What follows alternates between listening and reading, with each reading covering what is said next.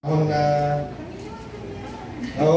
Gemma, sila Leia, sila Cynthia, di ba pa dito sila Conrad alam mo yun talagang parang dumaan kami sa mata ng sinulid ng karayom. Yung talagang pagkakasyahin mo yung kinikita natin na hindi naman sapat. Yung magtitipid ka, kailangan mo magtipid pero wala nang butas yung sutura mo, bubutasan mo kasi kailangan pang magtipid. Yung mga times na ewan ko, nakailang retrenchment ba kami yung dati. Pero salamat sa inyong lahat.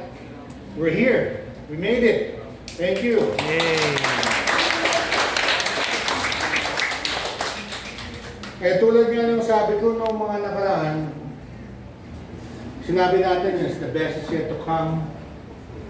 Na yung kumpanya natin, mataas ang ambisyon natin, palagi ko malaki yung potential natin, tapos nagka-pandemic.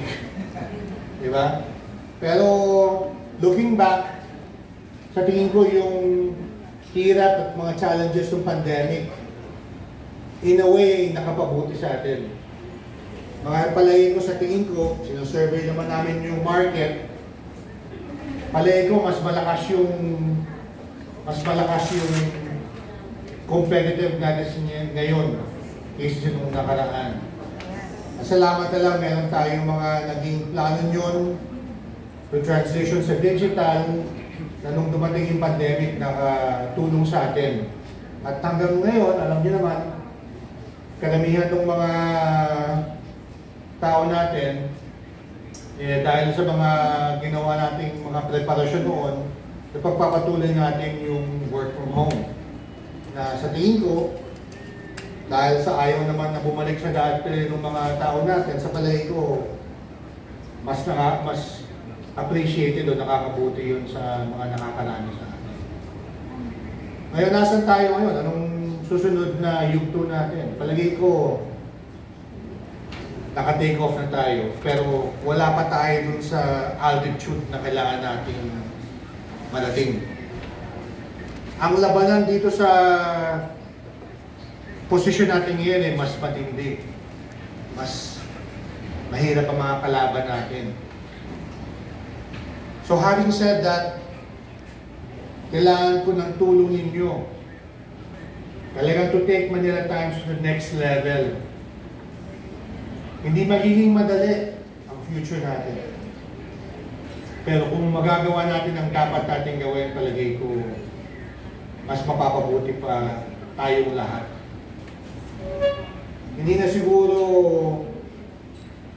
singhirap yun sa mga pinagdaanan natin dati.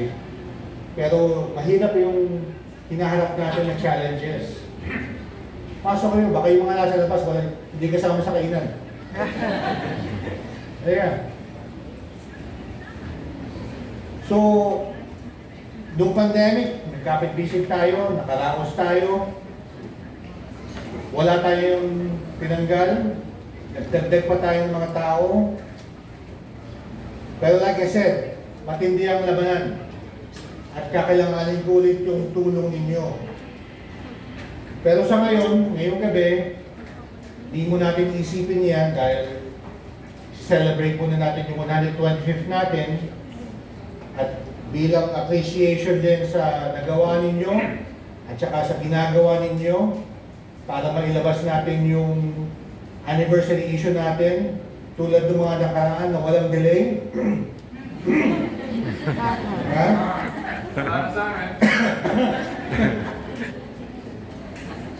Alam nyo, so bilang appreciation sa mga nagawa nyo, bibigay tayo ng bonus.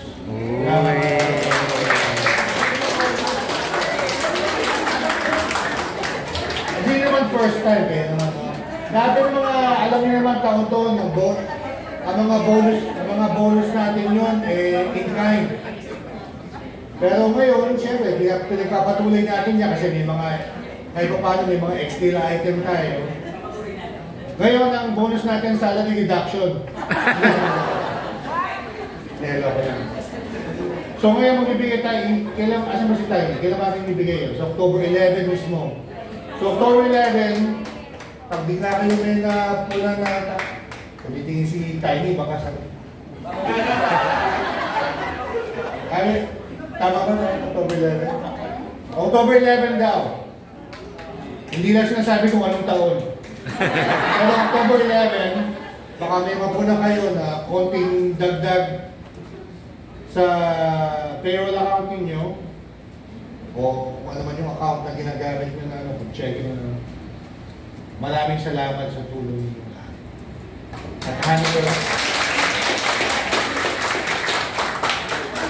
Let's appreciate that. Let's enjoy tonight.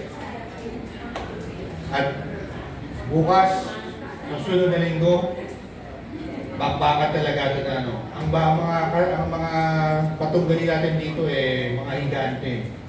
Pero palagay ko, medyo umangat na rin tayo na baka pwede nating sabayan yung iba. So again, maraming salamat. Happy anniversary sa inyo. At malayo po malarating naman nila tayo sa ating lahat. Ngayon ba, pwede tayo kumain. Okay, thank you.